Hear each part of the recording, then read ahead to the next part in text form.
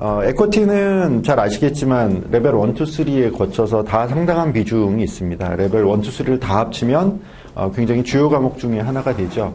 그러니까 FRA가 레벨 1, 2만 있다는 걸 고려하면 픽스 인컴 에쿼티 정도가 레벨 1, 2, 3를 다 포괄하는 주요 과목이 됩니다. 주식 채권이죠, 자본시장이.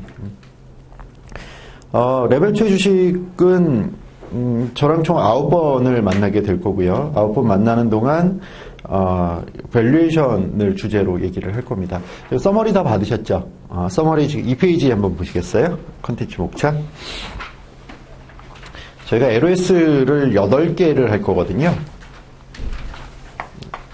LOS 24부터 25, 26, 27, 28, 29, 30, 31까지 8개 LOS를 이제 저랑 9번에 걸쳐서 할 거고요. 이렇게 구성이 되어 있습니다. 요 두 개는 스터디 세션이 하나로 묶였어요. 그러니까 주제가 똑같은 겁니다. 이건 이제 밸류에이션에 대한 기초입니다. 그래서 오늘 할 내용이 뭐냐면 LOS 24의 밸류에이션의 어플리케이션스 앤 프로세스에 되어 있는 밸류에이션의 개관이에요. 이걸 할 거고요. 근데 이제 레벨 2 이제 다른 과목을 이제 여쭤본 이유가 좀 다른 과목을 했으면 제가 조금 편하게 설명할 수 있는 부분이 있어서 여쭤봤던 건데, 레벨 2는 거의 모든 과목들의 핵심이 밸류에이션입니다. 특히 프로덕트 레벨에서 그러니까 에셋 클래스라고 하는 거 있잖아요. 에쿼티, 픽스 인컴, 드리버티브, 얼터너티브. 요 네 가지 과목은 다 밸류에이션입니다. 그래서 정확히 아시지 않으면 못 풀어요. 그러니까 레벨 1 때는 감으로 때리는 게 있었죠. 그래서 제가 개념 중심으로 컨셉 위주로 공부하라는 말씀을 계속 드린 게, 컨셉이 하나 잡혀 있으면 감으로 때린다고 표현했지만 유추해서 맞출 수 있는 것들이 있었습니다. 근데 그건 밸류에이션이거든요. 계산을 해야 돼요, 가치평가를. 그러니까 정확히 계산하지 않으면 답이 틀리겠죠. 정확히 계산을 좀 하셔야 됩니다. 개념도 명확히 좀 아셔야 될 필요가 있고요. 그나마 픽스 인컴이나 드리버티브에 비하면 레벨 2 에쿼티는 할만합니다. 할만해요. 이제 안 해보셔서 모르시죠? 해보시면 재미있어요. 드리버티브 같은 거 돌아버리죠, 하다가 보면. 근데 왜냐하면 이게 바라보는 관점들이 좀 달라서 그렇습니다. 주식은 올라가는 방향, 내려가는 방향밖에 없죠. 근데 채권은 올라가는 방향, 내려가는 방향이 있는데, 채권의 가격이, 이걸 우리가 반대로, 그러니까 다른 매저로 얘기합니다. 뭐냐면 금리로 얘기하죠. YTM. 금리가 올라가면 채권 가격이 떨어지고요. 금리가 떨어지면 채권 가격이 올라가죠. 이게 어느 관점에서 얘기하는지 컨텍스트를 가지고 이제 뽑아내야 되는 거죠. 근데 이거는 드리버티브에 가면 이제 주는 쪽, 받는 쪽이 따로 있죠. 페이어와 리시버가 따로 있습니다. 경우의 수가 더 늘어요. 그걸 가지고 이제 처음에 인셉션 할 때는 상관없는데 중간 과정에서 밸류에이션을 자꾸 시키거든요. 어렵습니다. 이제 그에 비하면 요건 할 만한 거죠. 전략 과목이다 이겁니다. 그래서 되도록이면 여기 오프라인 계신 분들은 이제 빠지지 않고 오시는 게 중요하고요. 왜냐하면 아마도 이렇게 많은 걸 보면 시작한 지 얼마 안 된 거예요. 그래서 이제 말씀을 좀 드리는데, 레벨 1이 어찌어찌 되셨잖아요. 이거 이제 손 놓기가 애매해졌습니다. 제가 레벨 1에 늘 드리는 말씀이 뭐냐면 그거거든요. 코스트 베네핏 어널리시스를 해라. 접을 거면 빨리 접어라. 거죠. 굳이 해서 레벨 1 어쩌다가 합격해버리면 놓지도 못한다, 이거. 라는 거죠. 그러니까 제 주변에도 장수생들이 많이 있습니다. 이제, 밑에 있는 어린 친구들도, 길어요. 근데 이제 놓지를 못합니다. 왜냐면 다른 거 하려고 그러니까 양이 잘 안 차거든요. 아예 뛰쳐나가서 공무원 시험 준비할 거 아니라면, 이쪽 재무의 언저리에서, 파이낸스 월드 근처에서 있으려고 하는데, 계속해서 뭔가 재교육은 필요하죠. 역량 개발이 필요하고요. 그러면 CFA를 합니다. CFA 과목도 한 번 배우면 끝이 아닙니까? 라고 하는데, 얘는 문제가 계속 바뀌어요. 커리큘럼이 계속 바뀝니다. 다행히 레벨 2 에쿼티는 안 바뀌었어요. 그래서 제가 올해는 조금 이제 마음 편하게 하는데, 계속 중간중간에 내용들을 넣고 빼고로 계속 합니다. 레벨 1 때도 드릴 말씀이지만, 레벨 2도 몇 번 드릴 거예요, 앞으로. 뭐냐면, 되려면 빨리 되라. 왜냐면 내년에 공부를 새로 할 수 있다. 특히 레벨 3 같은 경우에는 작년부터죠. 그러니까 작년에 바뀌어서 올해 시험 본 것부터 내용이 거의 싹 깔렸습니다. 그러니까 그 전에 레벨 3 캔디데이트 하셨던 분들은 공부를 새로 했어야 돼요. 거의. 물론 이제 그 공부가 포트폴리오 매니지먼트에 있는 거 일부가 옮겨오긴 했습니다만 공부를 새로 했어야 된다는 거죠. 그래서 레벨 3 에쿼티가 좀 어려워졌습니다. 난이도가 좀 올라갔어요. 그러면 준비하는 저도 힘들고 공부하는 여러분도 힘듭니다. 그러니까 빨리 돼야 된다. 일단 한국어 공부하고 빨리 돼야 된다라는 건데 그런 관점에서 보면 에쿼티는 꽤나 할만하다. 그러니까 이 과목들을 좀 꾸준히 빠지지 마시고 잡을 때 확실히 잡아서 좀 가자. 그래야 다른 과목이 편하다. 이 말씀 먼저 드리고요. 그래서 어쨌든 다 밸류에이션입니다. 밸류에이션을 해야 되는데 24, 25에서는 밸류에이션 하는 게 개관이고 24는 말씀드린 대로 일반적인 얘기들 이것저것 할 거예요, 오늘. 이건 그냥, 그런가 보다 하고 넘어가시면 됩니다. 이 LOS 24에서만 문제를 뽑아서 낼 수도 있습니다만, LOS 24에 있는 내용이 그 뒤에 있는 내용들 전체를 포괄해서 그냥 한번 설명하는 거기 때문에 입문 정도로 보시면 되고요. 그래서 여기 이제 밸류에이션에 대한 개관을 하고 나서 24에서 25는 뭐냐면 거기 보면 리턴 컨셉이죠. 갑자기 리턴이 왜 나올까요? 밸류에이션 하는데. 리턴은 수익률은 할인율인 거죠. 그래서 결국 우리가 쭉 뒤에 할 것 중에 대부분이 뭐냐면 미래 캐시플로우를 추정하고 그걸 현재 가치로 만들어서 미래 캐시플로우들의 현재 가치 합으로 밸류에이션을 하거든요. 그럼 현재 가치를 만들려면 할인율이 필요하죠. 그래서 그 할인율 관련된 얘기를 리턴 컨셉에서 합니다. 굉장히 여러 가지 얘기를 할 거고요. 오늘 요 리턴 컨셉 중간 정도까지 하고 아마 끝날 거예요. LOS 26, 27이 또 세션 하나로 묶이는데요. 얘는 뭐냐면 그 두 가지 얘기를 합니다. 26은 타이틀 제가 그렇게 적어놨죠. 인더스트리 앤 컴퍼니 어널리시스 이렇게. 산업과 기업 분석. 레벨 1에서도 이런 게 있었습니다. 그래서 여기서 뭐 했냐면 마이클 포터의 파이어포스가 어쩌니 뭐 이런 얘기 했었거든요. 근데 여기는 그런 얘기는 좀 적고요. 사실 많지 않고요. 핵심 내용이 뭐냐면 포캐스팅 하는 겁니다. 추정. 자, 우리가 미래 현금 흐름의 현재 가치를 만들어야 되는데 미래 현금 흐름은 그냥 안 나오죠. 미래의 재무제표를 추정해야 추정된 재무제표로부터 현금 흐름을 발라냅니다. 그래서 그 현금 흐름을 가져오는 거거든요. 그러니까 추정이 기본이 돼야 돼요. 그래서 추정하는 걸 합니다. 그래서 BS, IS 다 추정하는 것들을 이제 그 관련된 이슈들을 이제 할 거고요. LOS 26은 없었는데 몇 년, 한 4, 5년 됐나? 그때 이제 새로 들어왔어요. 새로 들어와서 계속 안 빠지고 있습니다. 그러니까 뭐냐면 그러니까 레벨 2도 계속 변화가 좀 있는 편인데요. LOS에 새로 어느 토픽이 들어오면 그 토픽이 몇 년 동안 잘 버티면 이게 문제가 나온다는 거고요. 들어오면 한 1, 2년에다가 빠져버리는 토픽들이 있습니다. 그런 것들은 이제 문제화, 아직 정규 커리큘럼 화하기엔 좀 어려운 것들이었다는 거죠. 그래서 왔다 갔다 하는데 얘는 지금 한 5년째 지키고 있으니까 좀 보셔야 되는 거고요. 그 밑에 DDM이 있어요. 디비던드 디스카운트 밸류에이션. 레벨 1에서 이거 했죠. 레벨 2에서는 있긴 있는데 27, 요 부분에 있습니다. 왜냐하면, 여기서부터 여기까지 4개가 스세션 하나로 통으로 묶이는데, 이게 밸류에이션, 실제 밸류에이션이거든요. 여기가. 근데 DDM은 여기 위에 빠져 있어요. 왜 그러냐면, DDM이 실제로 실무에서 거의 안 쓰여요. 안 쓰여요. 그런데, 안 쓰이는 반면에 DDM을 통해서 요 뒤에 설명들이 많이 연결이 되고 확장이 됩니다. 그러니까 이론적인 배경을 제공해 준다라는 측면에서 요 앞단에 있어요. 그래서 인더스트리 재무 추정하는 거 하고 재무제표 추정하는 거 하고 DDM을 통해서 밸류에이션에 대한 기반을 한번 여기서 이제 닦고 갈 겁니다. 여기서부터 여기까지가 핵심이에요. 여기서부터 여기까지가. 그래서 여기를 잘 하셔야 되는데 여기에 뭐냐면 LOS 28의 프리 캐시플로우 밸류에이션. 그러니까 미래 캐시플로우가 뭐냐? 캐시플로우를 정의해야 되잖아요. 그 중에 1번 프리 캐시플로우. 실무에서 대부분 다 이거 씁니다. 어느 목적이든지 그냥 이거 써요. FCF FCF 이 두 종류가 있는데 좀 이따 설명 바로 드릴 거고요. 그래서 이 프리 캐시플로우 밸류에이션이 가장 중요하고요. 당연히 매년 시험에 반드시 나옵니다. 그래서 이거는 확실히 알아두셔야 되는 거예요. 이제 외워야 될 공식들도 좀 있고요. 그 LOS 29가 마켓 베이스 밸류에이션인데 이게 우리가 쓰는 멀티플, PE 멀티플, EV/EBITDA 멀티플 그런 것들 여기서 설명드릴 거고요. 그 밑에 리저 인컴 밸류에이션이 있어요. 리저 인컴 들어보셨어요? 자녀 이익 모형 최근에 많이 씁니다. 특히 이게 좀 그 안정성이 있어요. 모델 자체가. 그래서 이제 많이 쓰이는 모델인데 요거 관련된 얘기들도 할 거고요. 제일 마지막에 프라이빗 컴퍼니 밸류에이션이 있습니다. 요건 비상장. 그러니까 요 비상장 쪽은 앞에 있는 상장회사, 그러니까 비상장 앞은 다 상장회사 기준으로 우리가 이제 공부하고요. 비상장 회사는 따로 공부해요. 그래서 비상장 쪽이 양은 좀 많습니다. 가지수도 많고. 근데 상장회사를 하고 거기에 비추어서 차이점 중심으로 공부를 하면 되기 때문에 뭐 그렇게 어렵진 않으실 거예요. 이제 양이 좀 많고 용어가 좀 생소하고 그 정도면 됩니다. 그래서 이렇게 8번 할 거고요. 각 반에 따라서 조금 진도가 이제 약간씩은 차이가 납니다. 안에 컨셉들, 그게 이제 이 진도 차이는 뭐 그렇게 많이 나진 않아요. 많이 나야 1시간 정도 나는데, 그러니까 한 번 할 때 3시간이잖아요. 그 3시간 중에 1시간. 그러니까 3분의 1. 그 정도 차이가 나는데, 그건 이제 왜 나냐면, 이게 오프라인 계신 분들 때문에, 납니다. 왜냐면 이제 설명을 드리는데, 리액션이 괜찮으면, 그럼 제가 가요, 그냥 설명이. 근데 설명을 드리는데, 인상을 쓰고 계시면 제가 불안할 거잖아요. 제가 A형이라고 말씀드렸네. 오래 기억합니다. 그럼, 말에 걸리잖아요. 그러면 이제 설명하고, 괜히 했다. 그러면 또 이제 말리고, 뭐, 요런 과정들이 이제 연결되면 좀 땡겨주고 늦춰주고 합니다. 근데 해보면 1시간에서 2시간 사이는 남아요.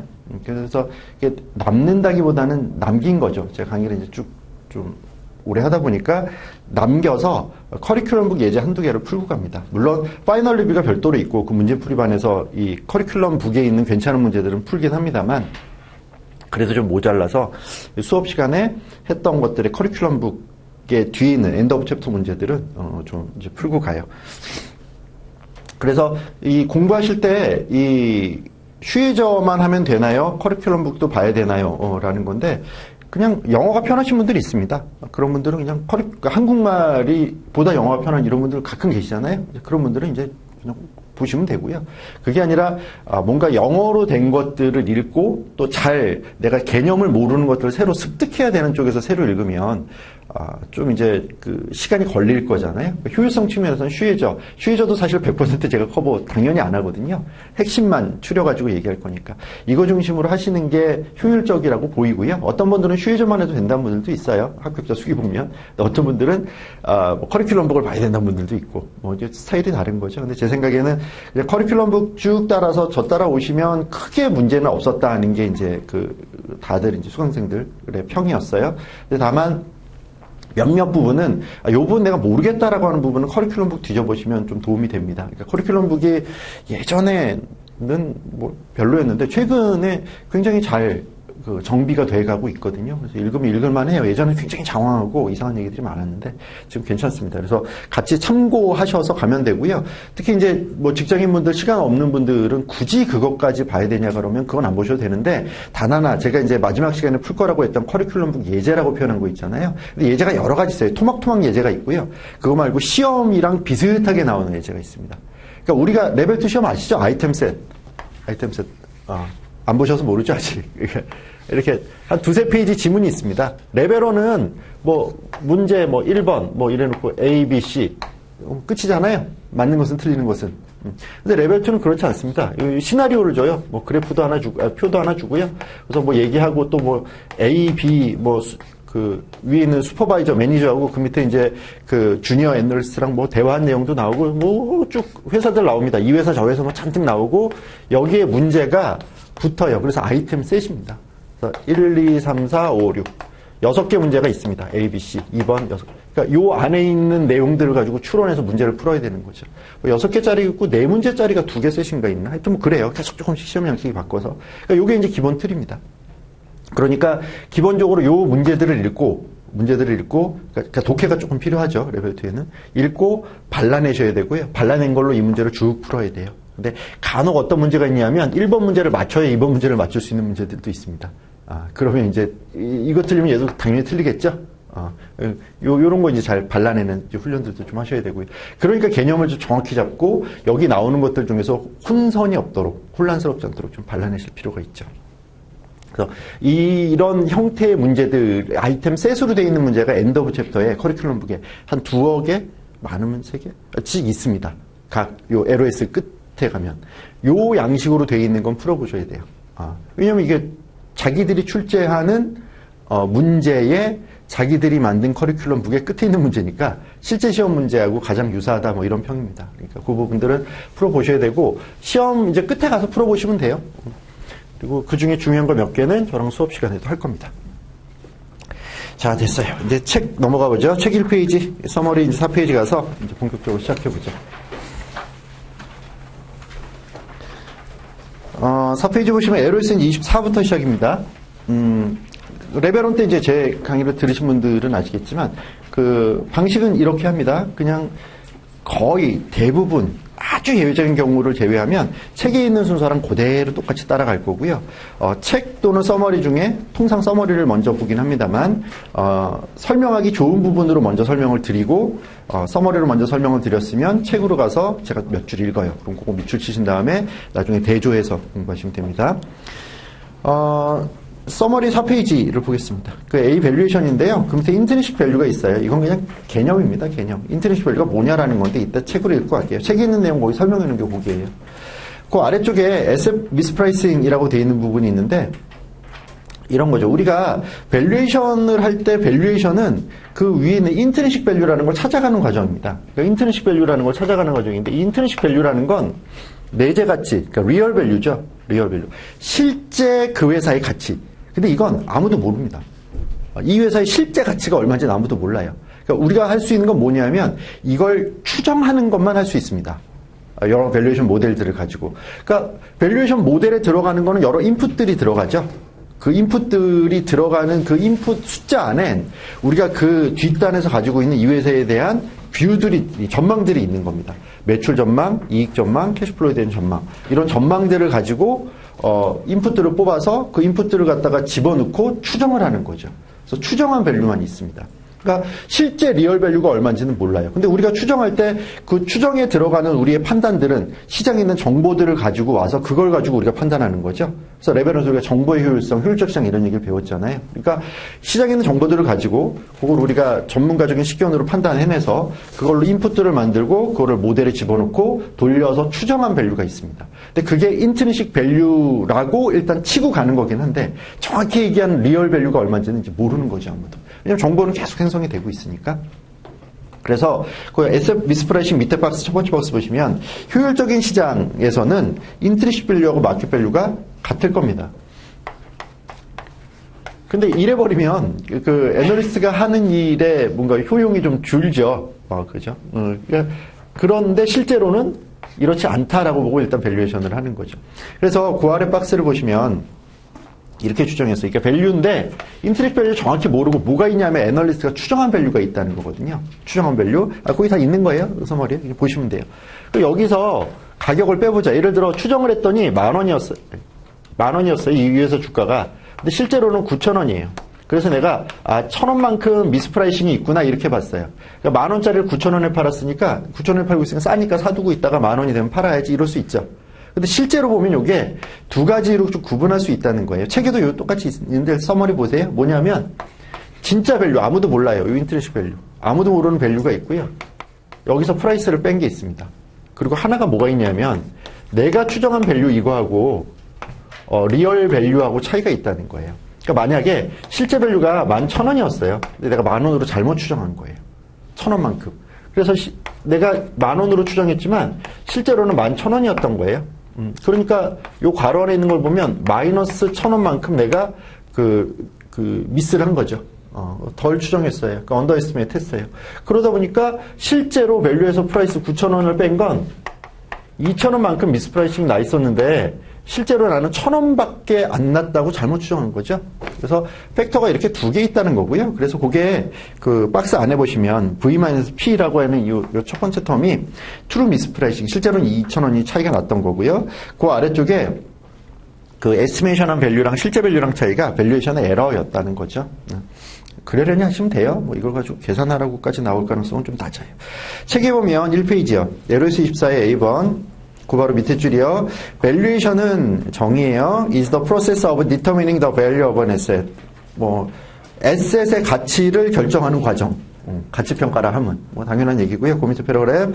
When we use the term intrinsic value, 그러니까 intrinsic value 된 정의, we are referring to the valuation of an asset or security by someone. 그러니까 누군가가 valuation한 가치인데요. Who has complete understanding of the characteristics of the asset or issuing firm.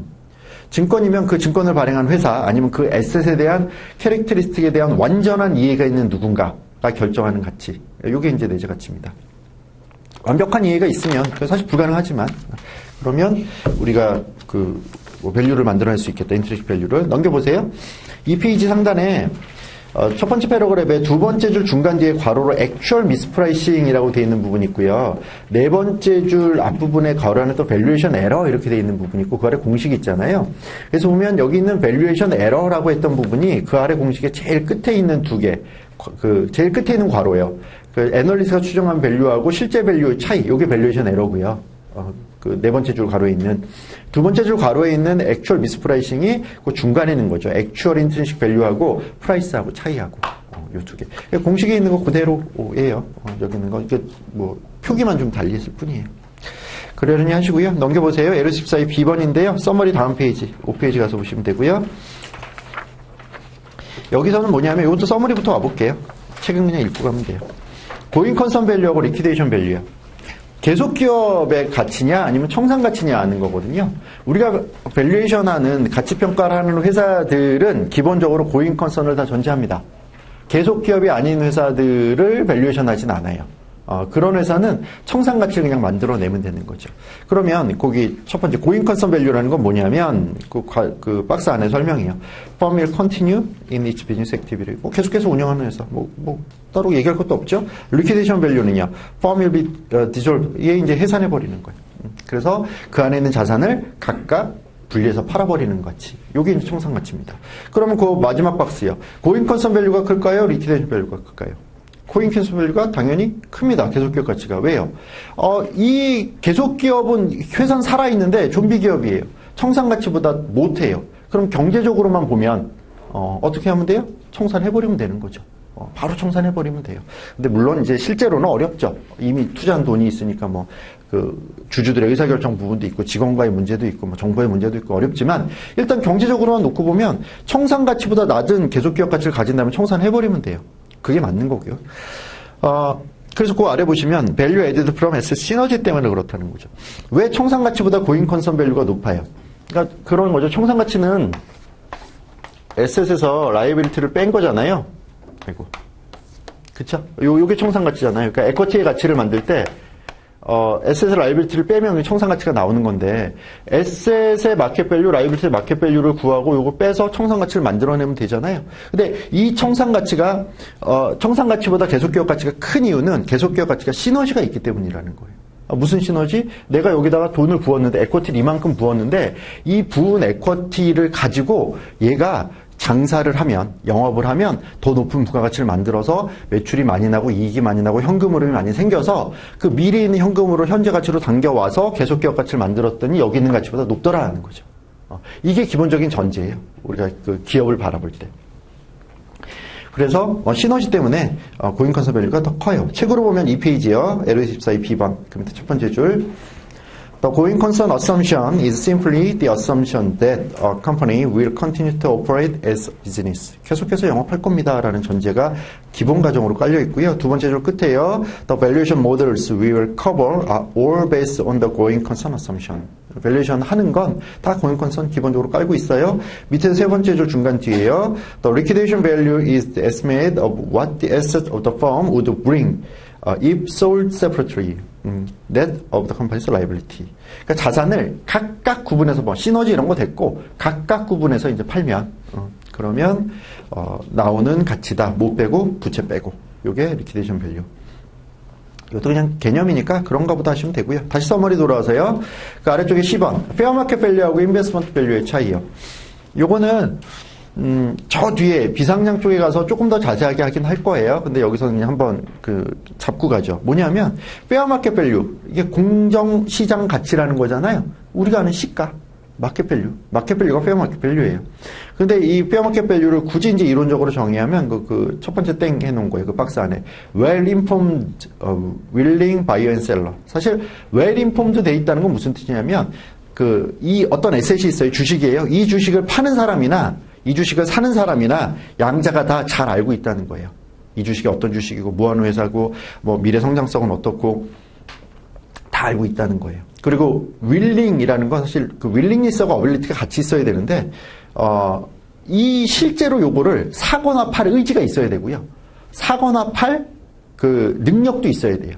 그러니까 내가 이 진짜 주인이에요. 이 주식을 가지고 있는. 실제로 팔 거예요.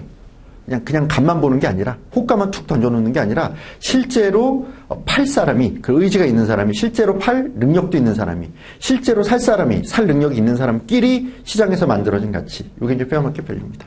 그래서 시가 이렇게 하면 되고요. 그 아래 페어 밸류라고 있는데 페어마켓 밸류나 페어 밸류나 뭐 그냥 마켓 밸류라는 비슷하죠. 근데 페어 밸류는 통상 어느 용도로 쓰이냐면 그 박스 안에요.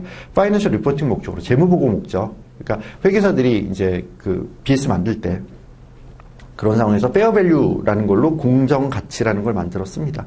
페어 마켓 밸류랑 유사해요. 그 밑에 이제 인베스트먼트 밸류예요. 그래서 페어 마켓 밸류하고 인베스트먼트 밸류의 차이를 아시는 게 시험 목적으로는 하나 이제 건져가셔야 되는 건데 뭐냐면 페어 인베스트먼트 밸류의 키워드 두 개를 아시면 돼요. 뭐냐면 그 아래쪽에 value to specific buyer와 시너지예요. 이게 무슨 뜻이냐면 여기 건물이 하나 있었어요. 근데 이 건물이 예를 들어 그 마켓 밸류가 그 공정시장 가치가 1,000억이에요. 1,000억짜리 건물이 하나 있었다고 해봐요. 근데 1,000억짜리 건물이 페어 마켓 밸류가 1,000억이라 하면 팔 사람 살 사람이 다 이 건물은 1,000억짜리다라고 생각했다는 거예요. 근데 그 옆에 누가 있었냐면 1등을 하나 더 가지고 있는 사람이 있었어요. 근데 이 사람이 보니까 이걸 내가 사서 이렇게 넓은 대지 위에 새로 건물을 지으면 이만하게 지어서 훨씬 더 그냥 단독으로 하나하나 가지고 있는 것보다 부가가치가 클 것 같아요. 시너지라는 게 나을 것 같다는 거죠. 그러면 여기 있는 이 사람, 이 건물주, 그리고 이걸 함께 이 에셋, 이 건물이라는 걸 내가 그 매수함으로써 얻을 수 있는 시너지가 있는 요 사람한테 파티큘러 바이어가 시너지가 있다라고 하면 이 사람한테는 이게 1,000억이 아니라 뭐 2,000억이 될 수도 있는 거죠. 그렇죠? 요런 걸 얘기하는 거예요. 투자 가치라고 하는 게 인베스트먼트 밸류라고 했을 때는 특정한 누군가가 시너지가 있다고 생각하면 그 사람은 페어 마켓 밸류랑 다른 인베스트먼트 밸류를 가질 수 있는 거죠. 근데 뭐 반대도 있겠죠. 예를 들면 모든 사람들이 1,000억이라고 생각하는데 나는 이거 가져봐야 오히려 마이너스예요. 세금만 더 낼 것 같아. 그럼 나는 한 800억 이렇게 내 인베스트먼트 밸류가 낮을 수도 있죠. 어쨌든 간에 인베스트먼트 밸류라고 하면 페어 마켓 밸류랑 다르게 특정한 누군가가 바이어가 시너지를 고려해서 산정되는 가치다. 그 정도 체크하시면 돼요. 그래서 페어 마켓 밸류랑 두 개 비교하세요. 책으로 가서 이 페이지에 LO14의 C번이요. 그 밑에 패러그래프의 세 번째 줄 앞부분이에요. 볼드체로 페어 마켓 밸류라고 되어 있는 데부터 시작이요. 이거는 is the price at which a hypothetical willing, informed and able seller would trade an asset to a willing, informed and able buyer. 능력도 있고 의지도 있고 잘 알고 있는 바이어와 셀러 간의 거래인데요. 계속 읽으면 This definition is similar to the concept of fair value. fair value랑 비슷하고요. 이 fair value는 used for financial reporting purpose. 재무보고 목적으로 주로 쓰이는 겁니다. 자, 그 밑에 패러그래프요. Investment value is the value of a stock to a particular buyer. Investment value may depend on the buyer's specific needs and expectations as well as perceived synergies with existing buyer's assets. 그 바이어가 이미 가지고 있는 다른 에셋과의 시너지 그리고 특정한 바이어에 국한된 얘기 그게 투자 가치다. 그렇게 비교해서 정리하시고요.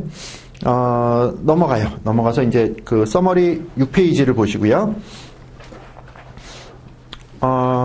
여기서 이제 하는 얘기는 뭐냐면 그 타이틀 보시면 LO14의 D번이 Uses of Equity Valuation이에요. 그러니까 그 CFA 공부를 하다 보면 이게 계속 나오고요. 에코티에도 계속 나와요. 이거 배워서 뭐 했을 겁니까? 하는 것들이 이제 계속 나와요.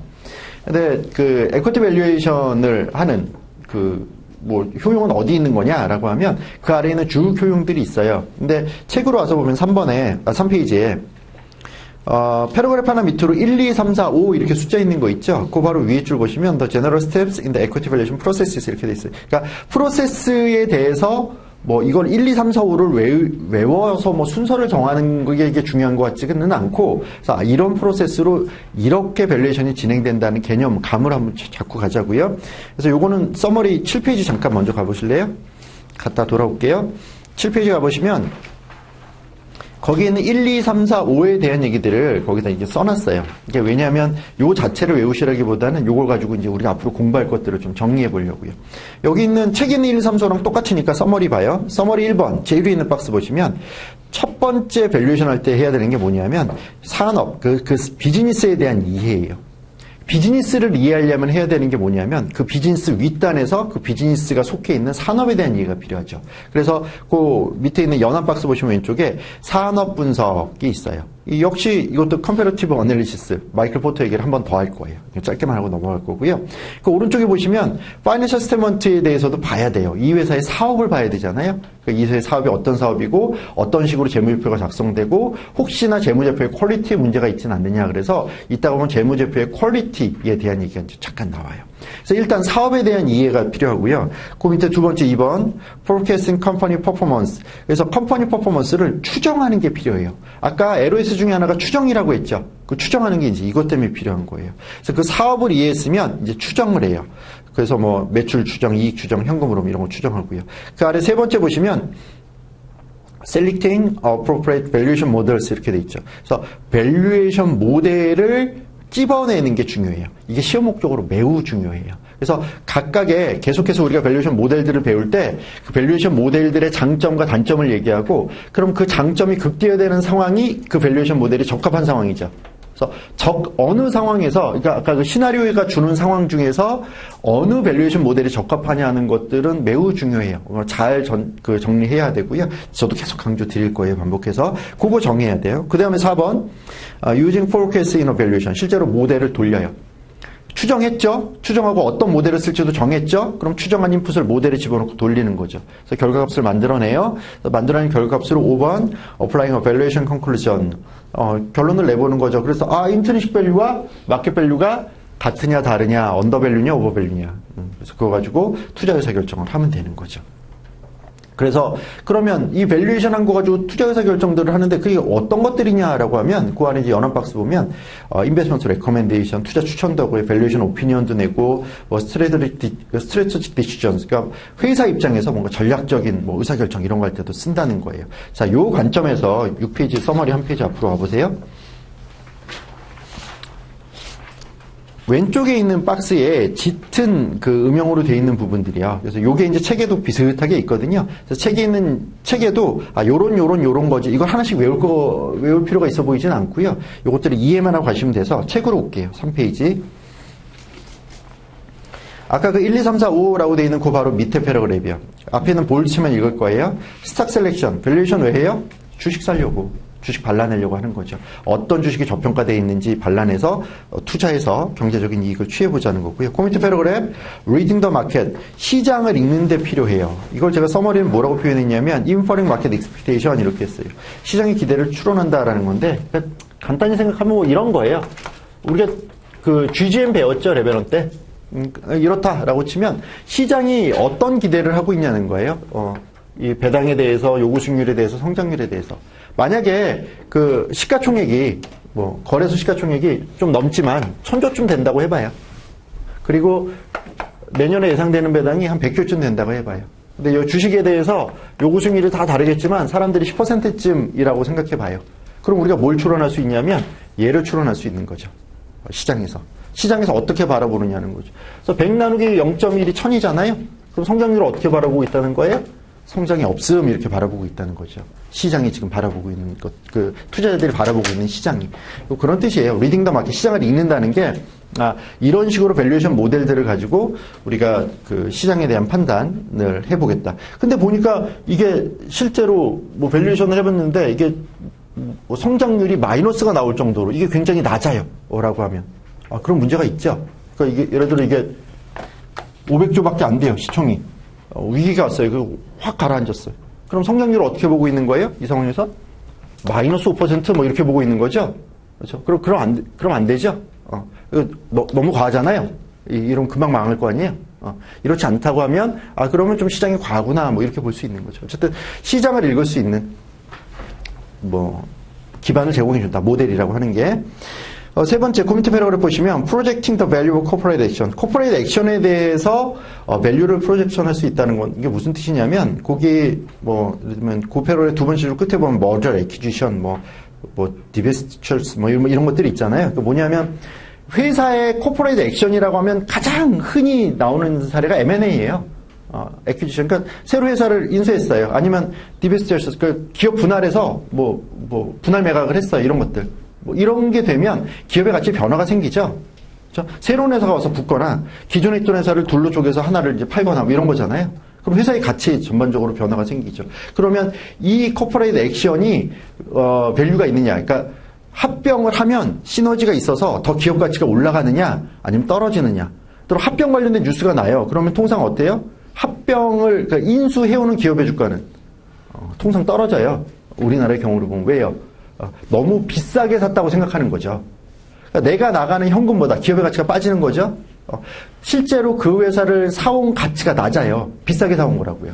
그러면 이 기업 전체의 가치가 떨어져 버린 거죠. 현금이 더 많이 나갔으니까 내가 가져온 것보다 주가가 떨어지는 거죠. 그러니까 시장의 판단들이 그렇게 이제 일어나는 거죠. 그럼 그 판단을 뭘 가지고 해요? 비싼 것 같아. 그건 아니죠. 넣어보는 거예요. 뭐에다 모델에다가. 우리가 밸류에이션 과정을 통해서 이게 적정했느냐 하는 것들을 판단해 볼 수 있다는 거죠. 그 밑에 패러그래프처럼 페어니스 오피니언이에요. 이거는 이제 매수자 입장에서 보면 그러니까 기업 M&A라고 쳐봐요. 저걸 살려고 해요. 그러면 파는 측에서는 어때요? 잘 포장을 하죠. 그렇죠? 우리 회사가 이런 성장성이 있고 이렇게 돈을 잘 벌고 이런 강점이 있고 잘 팔려고 하고 가격을 책정하죠. 근데 내 입장에선 무조건 싸게 사고 싶을 거잖아요. 그렇죠? 그러면 공정한 제3자, 전문가 집단한테 페어니스 오피니언을 받죠. 그러면 그 전문가 집단이 가치 평가해 줄 거잖아요. 그 전문가 집단은 뭘 가지고 가치 평가를 해요? 밸류에이션 모델 가지고 하는 거죠. 그래서 페어니스 오피니언을 받을 때도 밸류에이션이 필요하다. 코미트 패러그래프 플래닝 앤 컨설팅인데 이것도 마찬가지예요. 실제로 그 어떤 컨설팅 작업을 하거나 아니면 뭐 사업계획 같은 전략을 수립하거나 할 때도 이런 밸류에이션 모델들을 갖다 넣어야죠. 그래야 이 전략이 맞느냐, 이 사업 방향이 맞느냐 하는 것들을 우리가 이제 판단할 수 있을 거잖아요. 그 밑에 패러그래프에 Communication with Analysts and Investors 이렇게 돼 있어요. 애널리스트하고 인베스터들하고 계속 회사는 소통을 해야 되죠. 그래서 IR이라는 담당자를 두잖아요. 인베스터와의 릴레이션십을 관리하는 사람들이죠. 그래서 투자자들을 만나고 회사의 상황을 설명하고 계속 IR 자료를 통해서 회사를 알리고 애널리스트들, 우리 그 기업을 커버하는 애널리스트 관계를 갖고 뭐 이런 작업들을 합니다. 그럴 때 뭘 가지고 하나? 밸류에이션을 가지고 한다는 거죠. 왜 이렇게 했어요? 이게 우리 캐시플로우를 증가시킬 거니까 궁극적으로 뭐 이런 얘기들 하겠죠. 그 밑에 보면 밸류에이션 오브 프라이빗 비즈니스 가치 평가를 무조건 해야 되는 게 이제 비상장 회사들이 상장할 때죠. 왜냐면 상장을 하면 공모가라는 걸 정해야 되잖아요. 처음에 내가 요 가격쯤인데 한번 사실래요? 라고 가격을 제시해야 되니까 그 가격에서 밸류에이션 필요하고요. 마지막에 포트폴리오 매니지먼트 할 때도 필요합니다. 그래서 아까 이게 뭐 스탁 피킹 할 때도 필요하고 전략 수립할 때도 플래닝 컨설팅이랑 비슷한 거죠. 그러니까 전반적인 IPS 만들고 그 실행하는 그 과정에서도 밸류에이션이라는 과정은 필요하고요. 하여튼 이런저런 데 씁니다. 뭐 외울 거 아니죠? 그냥 그런가 보다 이해만 되시면 돼요. 넘겨보세요. LOC 14 2번. 서머리는 8페이지 가시고요. 여기 타이틀은 제가 인더스트리 어널리시스 서머리부터 보면 그렇게 해놓고요. 아래쪽에 제목은 포터의 컴패러티브 어드밴티지 레벨 1 때 배운 거 그대로 그림도 그대로 그려놨죠. 따로 안 그려도 되죠? 처음에 가장 중요한 건 뭐? 라이벌리. 그 다음 중요한 건 뉴 엔트런트. 엔트리 배리어가 중요하죠. 이 두 가지가 핵심이었고요. 나머지 세 가지는 뭐였어요? 아래쪽에 대체제, 왼쪽에, 오른쪽에 바이어의 교섭력, 왼쪽에 서플라이의 교섭력, 뭐 이런 것들. 요 5개를 가지고 이 산업을 분석해야 된다. 왜냐하면 이 비즈니스를 아는 게 밸류에이션의 시작이니까 라는 거죠. 그래서 라이벌리가 중요하고요. 이 파이포스가 이제 중요하고요. 이 파이포스에 대해서는 여기서는 그냥 요 정도만 하고 이제 넘어갈 거고, LOS 이제 26에 가서 그 다음 LOS 실제로 추정할 때 있잖아요. 추정할 때. 그러니까 추정을 한다는 거는 매출이 앞으로 어떻게 될 건지, 그러니까 매출이 10%씩 증가한다라고 추정을 했다고 해봐요. 그럼 왜 10%인지가 있어야 되죠, 근거가. 왜냐하면 다른 회사들은 성장하지 못하지만 나는 10%라고 하는 이유는 뭐냐 하면 이 회사가 가진 경쟁 우위가 있기 때문에 이게 기반이 돼야 된다는 거예요. 그래서 이 회사에 대한 매출 추정할 때, 이 회사에 대한 이익 추정할 때 수익성이 왜 얘만 좋아? 왜 얘만 OPM이 이렇게 높아? 이쪽에 경쟁 우위가 있기 때문에라는 게 저스파이 돼야 된다는 거예요. 그래서 그 파트에서 이 부분이 이제 한 번 더 튀어나올 거예요. 관련된 건 이제 레벨에서 배운 수준 비슷해요. 거기서 이제 한번 보면 되고요. 여기서 다시 이제 리마인드 정도 하고 가요. 근데 그 오른쪽 그림인데, 그 오른쪽 그림은, 그러면 이 마이클 포터의 파이포스를 가지고 나온 결론이 뭐냐라고 하면 레벨론에서는 그렇게 말씀을 드렸어요. 두 가지 전략이 있을 수 있다. 첫 번째가 코스트 리더십, 두 번째가 디퍼런시에이션. 그죠? 원가 가지고 밀어붙이거나 차별화를 굉장히 세게 하거나 라고 말씀드렸어요. 레벨 2에는 이거보다 조금 더 넓혀놓은 거예요. 보시면은 종축으로 로우 코스트하고 디퍼런시에이션이 있죠. 로우 코스트 리더십이 있고 디퍼런시에이션이 있는데 이 행축으로 보면 브로드하게 이걸 다 적용하느냐 아니면 네로우한 타겟을 새로 정하느냐에 따라서 네로우한 타겟을 새로 정하는 걸 우리가 포커스 전략이라고 해요. 그래서 포커스 전략은 이따 책으로 읽겠지만 뭐냐면 코스트 리더십이나 디퍼런시에이션을 특정 지역에만 갖다 놓거나 아니면은 특정한 타겟층, 고객층한테만 갖다 놓거나 뭐 이런 것들이에요. 그러니까 예를 들면 포커스를 한다 그러면 핸드폰 가격이 비싸요. 비싼데 특정한 저 나라에는 내가 일단 침투하는 게 중요하겠어요. 인도 시장에 침투하고 싶어요.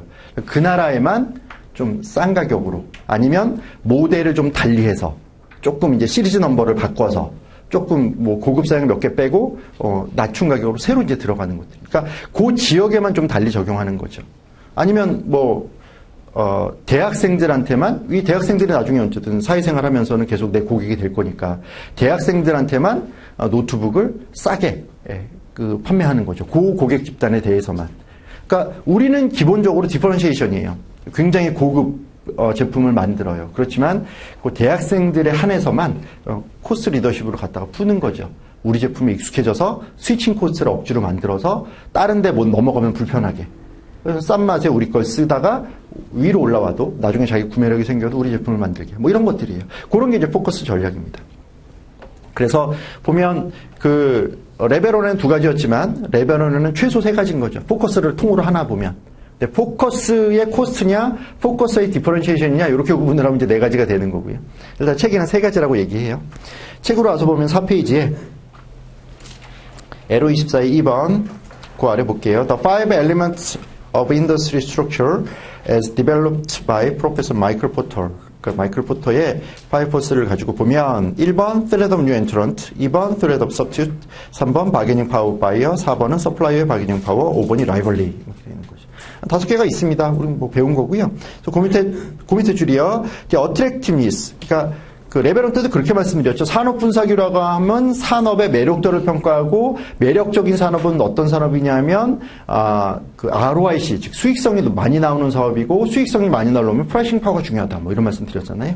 그래서 거기 보면 괄호에 Attractiveness 뒤에 괄호에 Long Term Profitability 이렇게 놨죠. 수익성, 장기적인 수익성이 있으면 매력적인 산업이에요. 요거에 of any industry is determined by the interaction of these five competitive forces. 5개의 힘이 작용해서 장기적인 매력도를 결정하게 될 겁니다. 하는 거고요. 그 밑에 줄이요. There are three general strategies. 스트레러지가 3개쯤 있어요.